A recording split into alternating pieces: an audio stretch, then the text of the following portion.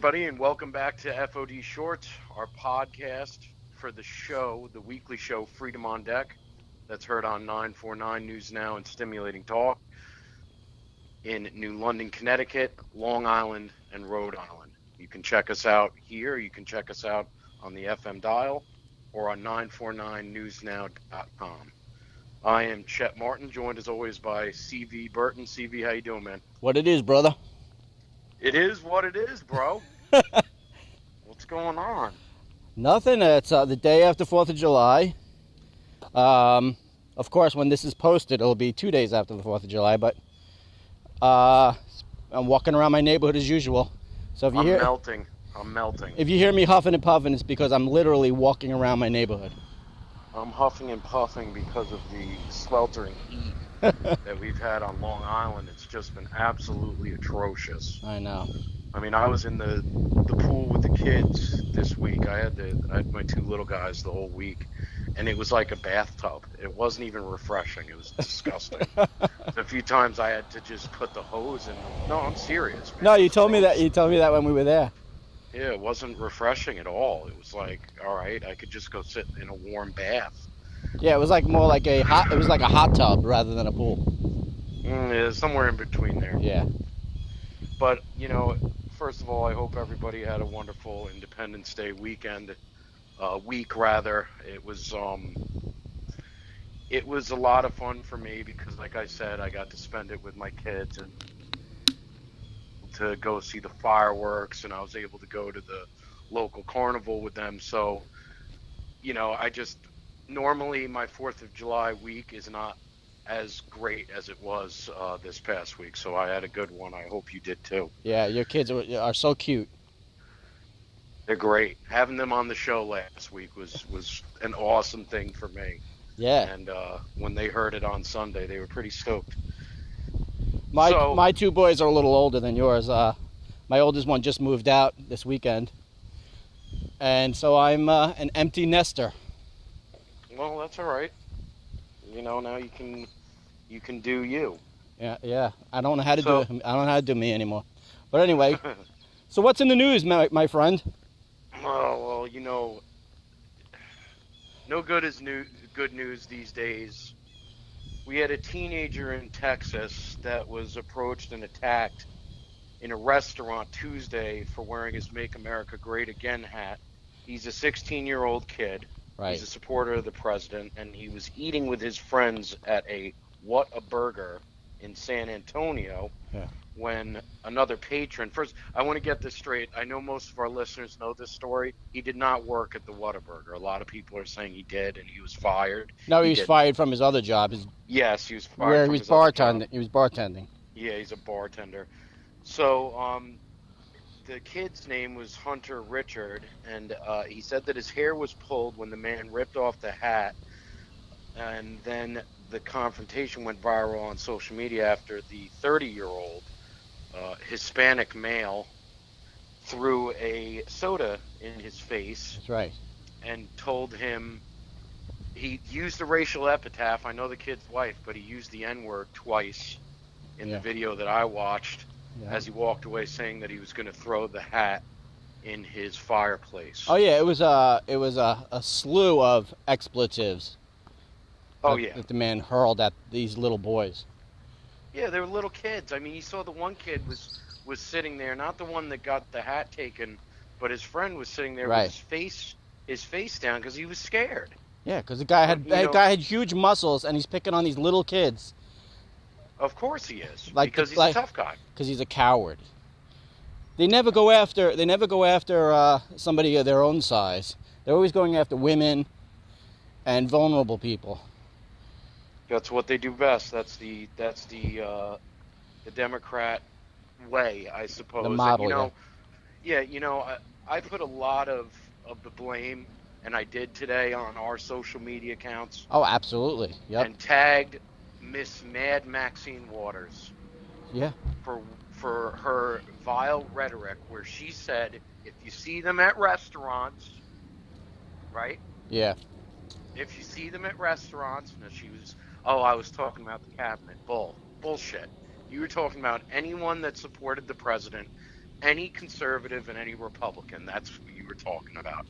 And, you know, I'm not saying he wouldn't have done it if she didn't make these statements, CV. I don't know if that's true or not. But the point is that these leftist demo Nazis, which is a new term I have for them now, these demo Nazis want violence against us. Yep. And this is exactly what rhetoric like that leads to. And it's not like to them because they feel emboldened. Oh yeah, yeah. And I posted this on my wall and on Twitter, and it's going viral. And it's not because it's an isolated incident. It's because it's exemplative of the atmosphere of violence that we're in that is caused by the left stream media. And absolutely. They are the propaganda arm of the Democrat Party, as we all know, and they never stop. You know? No, they don't. My wife was watching ABC, you know, Channel 7 today, and usually I keep my mouth shut. You know, let her enjoy what she wants to enjoy. She doesn't get my ideology, and she doesn't have much of an opinion on her own, but she hates Donald Trump, and no wonder, because she's being hit with this propaganda all day long, every day. She's watching ABC News, and they're talking about never before in history has this kind of policy where children are being ripped out of the arms of their parents and put in cages. They're still going at it, even tonight. Still saying the same thing, even though it's been debunked. Even though it was worse under Obama.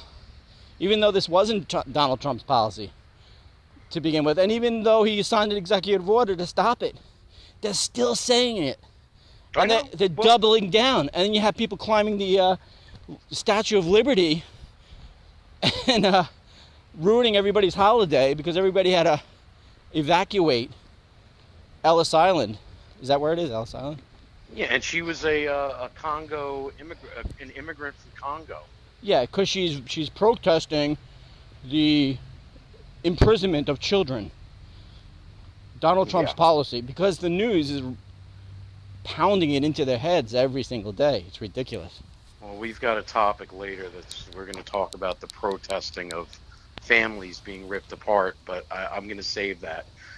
But, you know, what I'm seeing here is, I believe it was Lenin that used to say, if you lie enough, the lie becomes the truth. Yeah. And maybe I'm wrong. Was that Lenin? It was one of those. It was one of those. Maybe it's Karl Marx. It was a bull. Oh no, you know who? I know who it was. I think it was Saul Alinsky. Well, if you lie enough, it becomes the truth eventually. Yeah. And that's in the people's minds. And the Democrats do that very well. You know, I mean, I have to give them credit somewhat in the fact that they know how to use the propaganda arm in a way that is destructive towards our movement and especially the MAGA movement. Yeah. But our pushback has to be exposing these people for what they are. They can't defend this type of behavior, and if they do, they're frauds. Yeah. You have this guy going after this little kid, for God's sakes. You know, when I watch the video, I'm thinking of my son. You know, how would I feel if that was my son? And for anybody out there that's listening, maybe that doesn't lean the same way that me and you do, you know, think about your kids. Absolutely. Think about, you know, forget about the Trump hat for a second. Just think about your kids going out, wearing what they want to wear. And obviously nothing that's, you know, it's not like his hat had a big swastika on it. It said, "Make America Great Again." Yeah. And think about your son being attacked for something like that. How would it make you feel? Especially by a big bully like this guy. Well, he was fired, right? And his address was given out. I don't think he was arrested, though. I don't know why. No, so far. And his name's Kino Jimenez. He's 30. And from what I read, the nightclub that he worked at was Rumbles. And kudos for Rumbles for firing him. Yeah. First of all, just to, you know, put that out there. I'm glad they did. And supposedly the media went to this kid's house and had some interviews with him, but supposedly this jerk hasn't been arrested yet. He should be. Yeah. He should be. He stole the kid's hat, and he attacked him. You know, if he pulled his hair, then he put his hands on that little kid. Well, in Nazi Germany propaganda, they dehumanized the Jews. They said they were subhuman. They weren't even human. They didn't deserve any rights. They were subhuman. And then you have Jimmy Fallon, the comedian, who apologized on national television for, or was it on Twitter? I don't remember which. But whatever, he's a big name. It was on Twitter. It was on Twitter. Yeah, it was a big name. Everybody heard about it because it was reported on national television anyway. That he's sorry for humanizing Donald Trump. Well, let me tell you, Jimmy Fallon, it's not in your power to humanize or dehumanize, because it is God who created all men equal. You had nothing to do with it. And so you have these messages coming out from the left stream media and from Maxine Waters saying to attack these people, attack people like you and me. Absolutely. And your kids, because they're not even human. Don't even humanize them. They're subhuman. You could do whatever you want to them. You could rip their hair off their head with their hats, and you could throw their drinks in their face. You could even sucker punch them, and heck, you could even kill them. They're not even human. And it's starting to reach that boiling point, and the thing is, you know, when you call us Nazis when we're not, you're dehumanizing us, and that's the whole point of doing that. And because I resent it. You know. Well, I mean, what's more unsubhuman than a Nazi? I know. You know, exactly. I'm not a Nazi. I've never. You know, come on, man. I have Jewish blood in me, for God's sakes. Well, I'm raising my kids Jewish, and my wife is Jewish. I happen to be a believer in Christ, but that's besides the point. But yeah, I'm a believer in Christ too. I'm a pro-Israel, and you know, I'm almost Jewish by association. Well, you know, and it wasn't just this incident with this guy and this poor kid, but over in Portland, we had the prayer group get attacked by Antifa. Yeah. And get stones and sticks thrown at them, and you know, it was kind of funny seeing Antifa get their ass handed to them. You got to admit that exactly. That was pretty hilarious. Well, as Dan Bongino said, don't go there. You're not ready for it. Don't bring this fight. You're gonna lose. And they did lose, but the idea that a prayer group, a conservative prayer group, can get together and be attacked is, you know, it's horrible. It's terrible. Yeah. You know, this is not America when that's happening. And listen, we're not going to get into how libtarded Portland, Oregon is. I mean, come on. I know. We know about that, but that's not the point. The point is, you should be allowed to go and organize civilly anywhere, as long as it's peaceful. Right. You know, I don't care. If there are a bunch of leftists that want to come to Southampton and they want to protest against police brutality, as far as what they call police brutality, and they want to protest against Donald Trump, I don't care, as long as they're not getting violent. And you know what, dude? I'm not going to go and throw stones at them either. Right.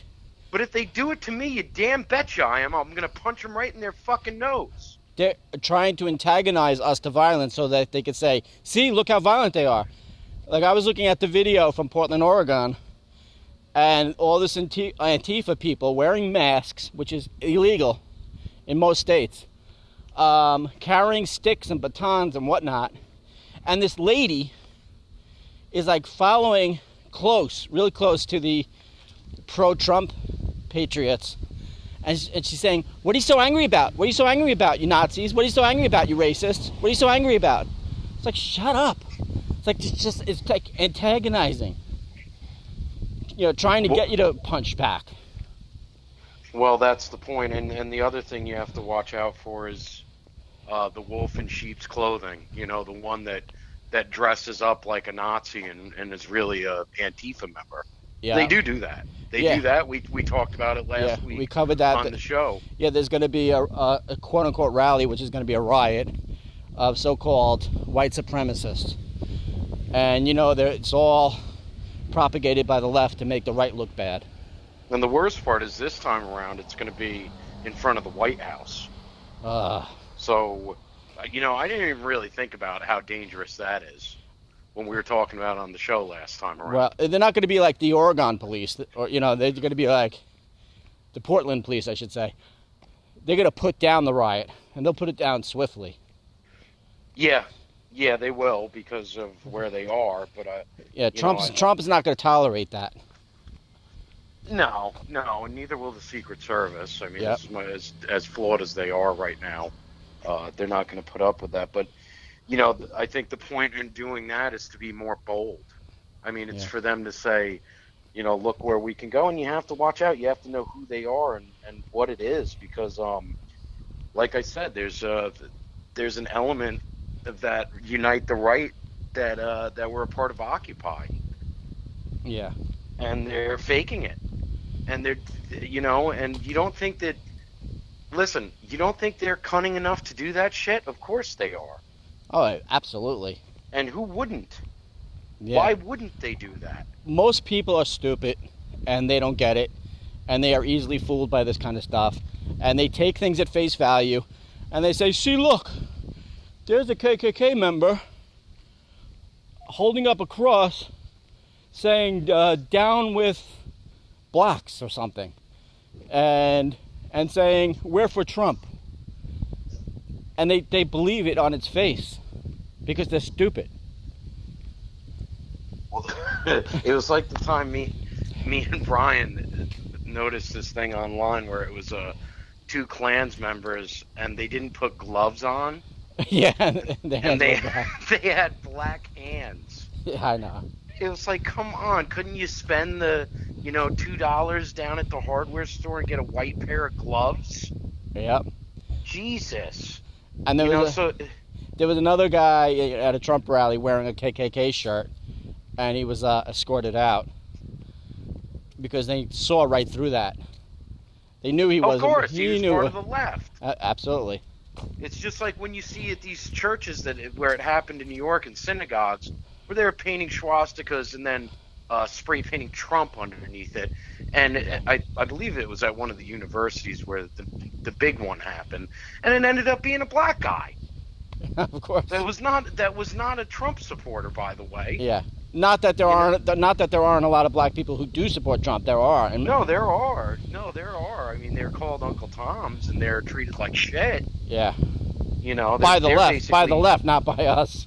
Yeah, by the left. They're treated like garbage, like they don't really matter. No, we welcome anybody in of any stripe, of any nationality, of any religion. We welcome them in with open arms. As long as you're pro-American and you're America first, you're with us. You're our brother. That's what pisses me off. It's like, what's racist about America first? Nothing. No. There's nothing racist about it. That's right. America's supposed to be a melting pot, not a potpourri of enclaves of diversity. Yeah. Well, I got another topic. All right. Neighbors protest ICE as it breaks up a child sex trafficking ring. This is pretty. Classic. This is crazy. Yeah. And this is from the Federalist. Okay. Yep. Protesters wrote Oakland PD is a disgrace and chalk on the ground as ICE agents busted up a childhood prostitution ring in their neighborhood. There's video of it. Neighbors protesting a U.S. Immigration and Customs Enforcement ICE agents broke up a child sex trafficking ring in the neighborhood has resurfaced as politicians and activists call for the agency to be abolished. A local CBS news station reported on the incident, which took place in West Oakland, California.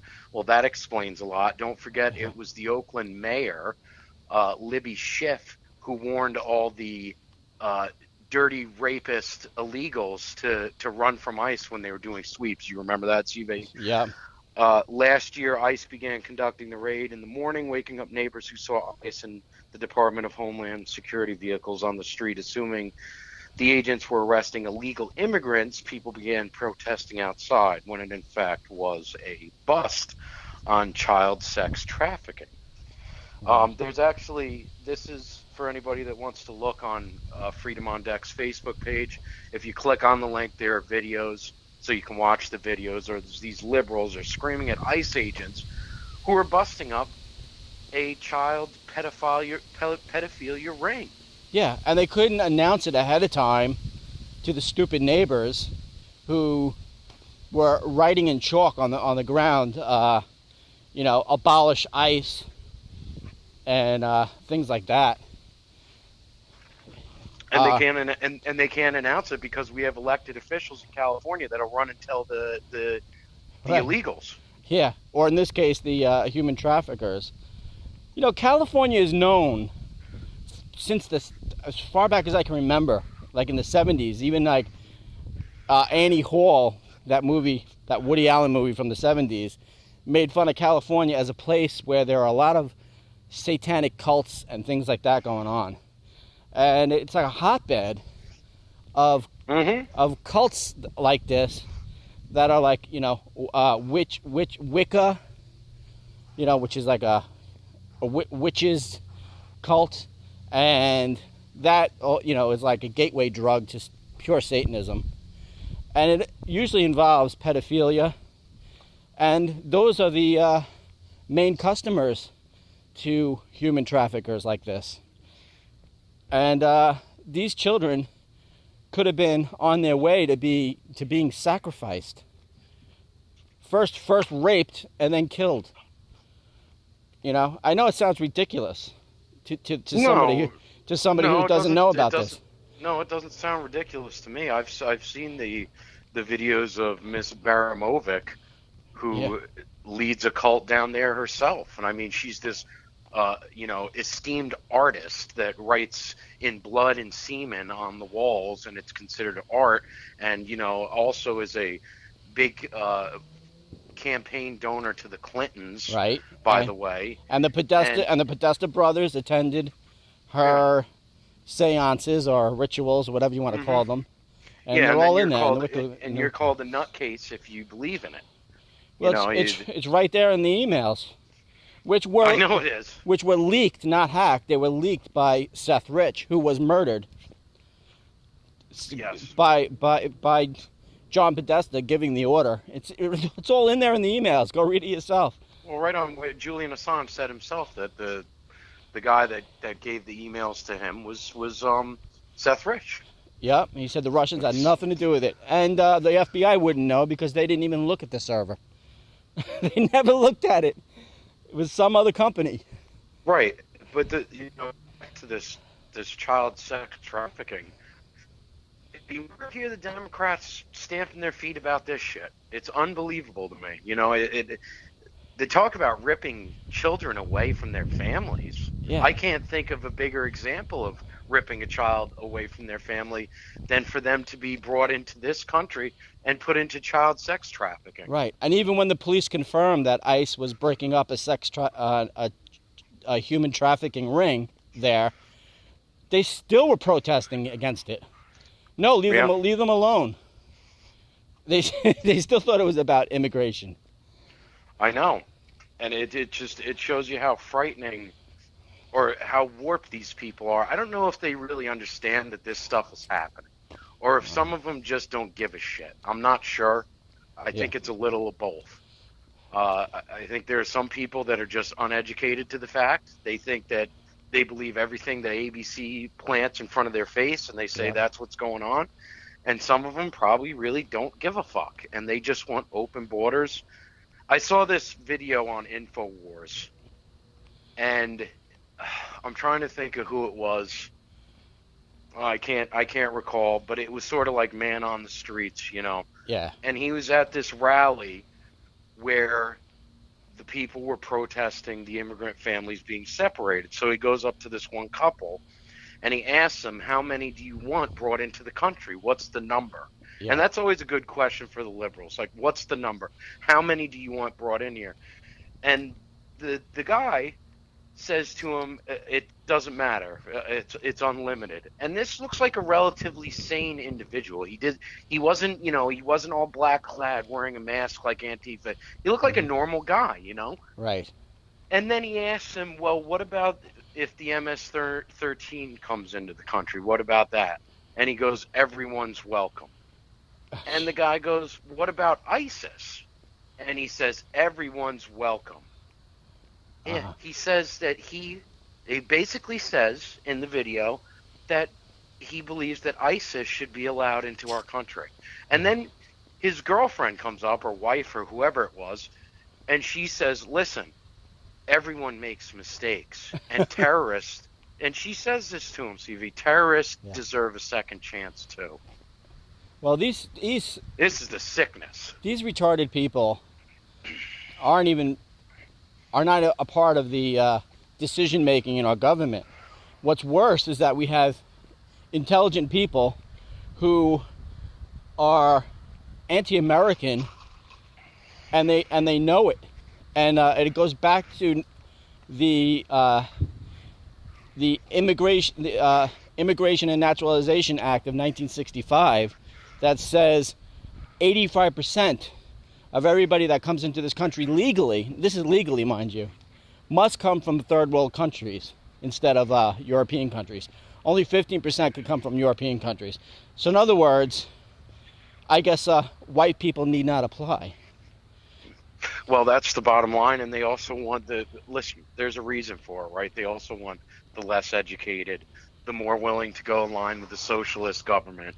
Mm-hmm. Things like that are important to the communist arm of the Democrat Party, of course. Right, because and who do you think that, the UN decides a lot of that shit?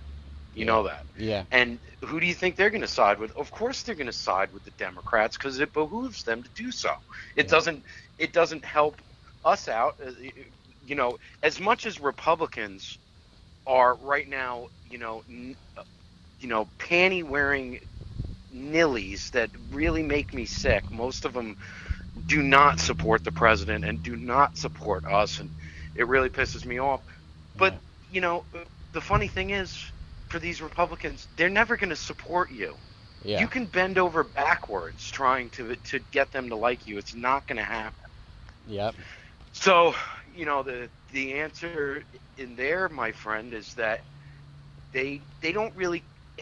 I don't think the skin color, I don't think, matters to them as much as the ideology does, and as much as being able to manipulate them. Listen, if people from Europe were mooching off the system and coming in and were reliant on their government, they'd let them in more. Yeah. And perhaps one day they will, because Europe's turning into a shithole. Well, to me, ideology is important and skin color is not.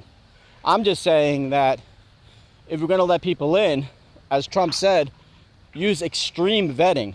We might be able to absorb over time another 100 million people into this country, as long as they're quality people and they're educated and they're, law-abiding and hard workers.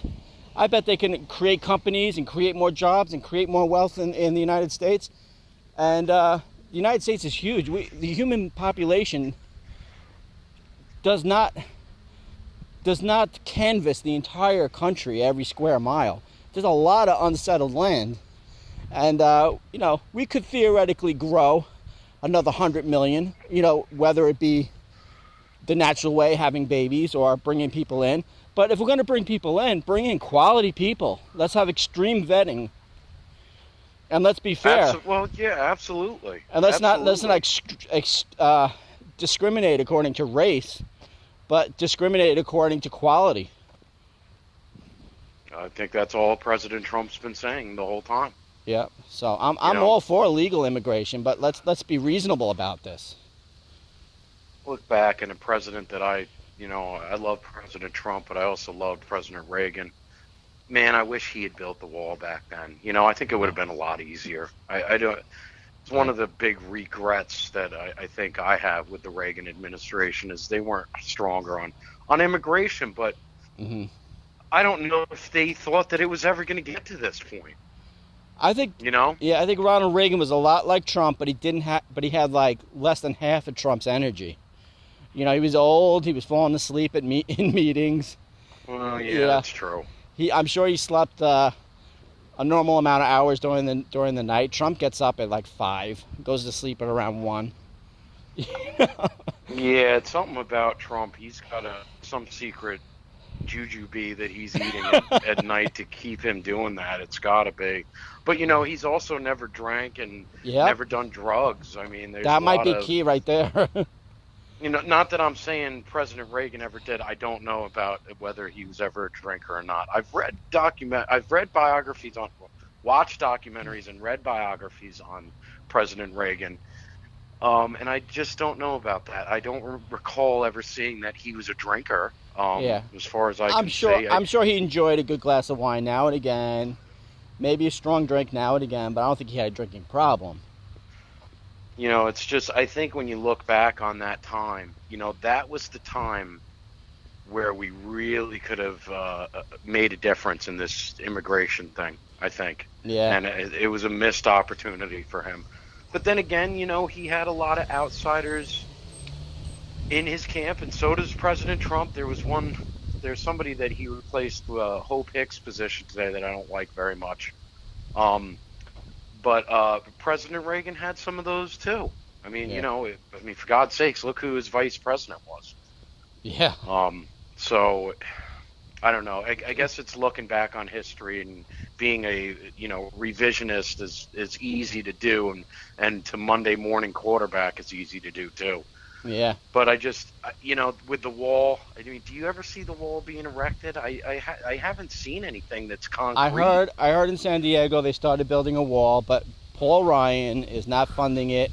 He's standing in the way, and Trump says every day we're going to build that wall, and we'll get more money for it. He's just waiting.